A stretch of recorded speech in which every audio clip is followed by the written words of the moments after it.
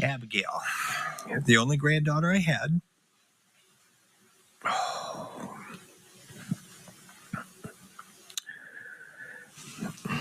I knew this was going to happen. But I would introduce her as my granddaughter, my best friend. Cliff Williams misses his best friend. His granddaughter Abby was his shopping sidekick. His fellow moviegoer, Toy Story was tops.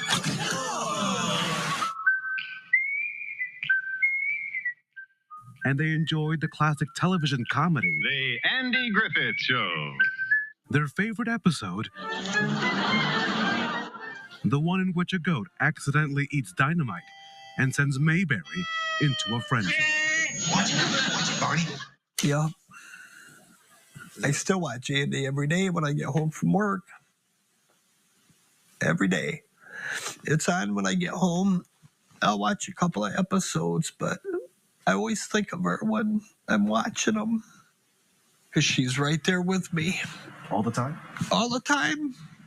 After Abby decided she wanted to play softball like her friend Libby, Grandpa drove to Delphi.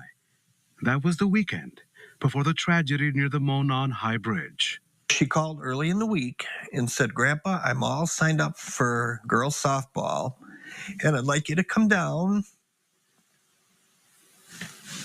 and take me shopping for a glove and a bat and shoes. And it was so warm down here. We got back to the hotel and we played catch out in the parking lot with her new glove. And then we went to the park and I got to pitch to her, hit her some flies, the whole old grandpa thing. Among their last conversations, Grandpa shared this advice. I told Abby, I said, you just got to work hard, practice. You might not get to play a lot, but just be part of it and work at it, and you will get it. And that's how we left it. She was so excited about it, to be on a team with Libby and do all that. He honored their annual tradition by arranging for a riderless second horse wrapped in a wreath representing Abby's and Libby's favorite colors. Like in years past, he spent an hour on the trails. It was really neat. It was something you had to do. Yeah. Yeah, it was hard. Oh. That was the hardest thing this summer, was that. But you did it because? I loved her so much.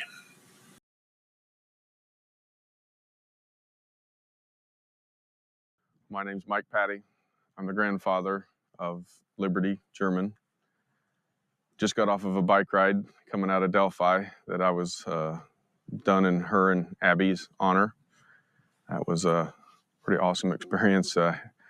Thousands of people were in attendance. So normally I could go things from the cuff, but my mind's been a blur of these last few days. So I took the time to write some things down that I want to make sure I get out there to the people and make this statement. So I raised Liberty since she was 3 years old. We've had her in our home.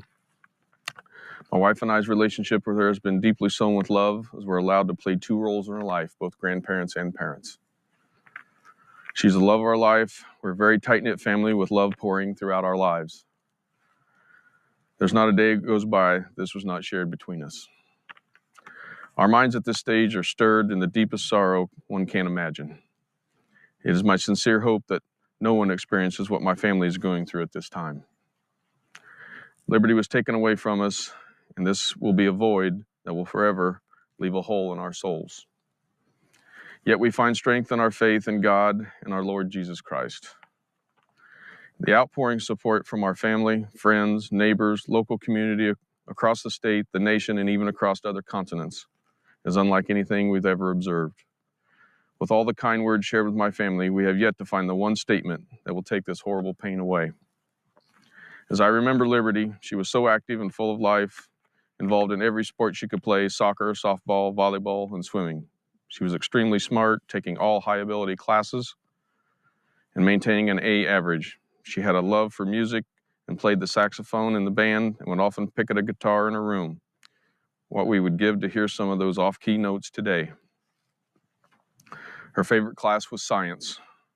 She was determined to play a part in the field of sciences. Many times we discussed what she wanted to be when she grew up. It always circled back to science. From crafty projects she did to strange experiments she was doing, always asking me to make her something from wood, plastic, or whatever, so she could run off to her room and turn it into something special. The hundreds and thousands of texts, emails, phone calls, and thoughts are welcomed and do help us travel down this path of grief. While we work to thank everyone for their support personally, I apologize if we do not reach out to you, as this is so overwhelming we cannot keep up. Therefore, we offer this statement as a token of my family's sincere appreciation for all the sympathy expressed upon us. We're thankful for the rapid response and professionalism displayed by local area fire departments, EMS, other emergency response personnel who answered the call. We're also thankful for those who helped us in searching for Liberty and Abigail. We're thankful to friends, neighbors, coworkers, perfect strangers, called off work and spent all night searching the area with our family, merely because they felt compelled to help. We're grateful for you all. While our law enforcement officials have combined efforts and are diligently working to solve the case and bring some closure, please know if anyone out there has any information, however small it may seem, please reach out to these officials so the person or persons responsible for this can be swiftly apprehended. If you know anything that may help support our search for answers, we invite you to call 844-459-5786. With Liberty's life taken from our world way too early, there are some things we'd like to do and honor her life. We are working to create a scholarship fund to help others seek to further their education, as Liberty was committed to doing the same by pursuing a college education. We also want to honor her by supporting the sports programs she loved. To honor her both memory and passion for these things, we've established a GoFundMe account available at gofundme.com/liberty-german. Thank you again for your thoughts and prayers. May Liberty and Abigail rest in peace.